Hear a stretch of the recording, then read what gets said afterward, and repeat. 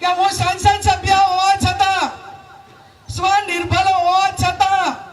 આ વેદનાઓ મારે સહન કરવી પડતી હોય તો સમાજની લાખો મહિલાઓ જે પતિને આધારિત છે એમની દશા કઈ હશે એ કલ્પના બહારનું કામ છે. અને કલ્પના બહારનું કામ છે ત્યારે મારા ધોળીતરી સમાજ આગેવાનોને તમારી પાસે ખોળો પાથરીને એક દીકરી ભીખ માંગે છે કે આ સમાજની બત્તીઓ નાથવા માટે સમાજના શૈક્ષણિક સંકુલો બનાવો. અને આજની તારીખે મારી કોઈ સમાજ પાસે માંગણી હોય તો જેમ તમામ સમાજો ધાર્મિક જગ્યાએ ભેગા થાય, પાટીદાર સમાજ ભેગો થાય, ચૌધરી સમાજ ભેગો થાય, રબારી સમાજ વડવાળાના નામે ભેગો થાય, દલિત સમાજ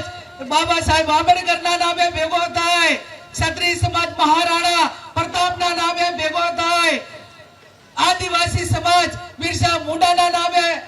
ભેગો થાય તો મારો ઠાકોર સમાજ એ ઉત્તર ગુજરાતમાં સદારામ બાપુના નામે ભેગો થાય ને એવું સદારામ ધામ બનાવવા માટેની આપ સૌને હું બે હાથ જોડીને વિનંતી કરું.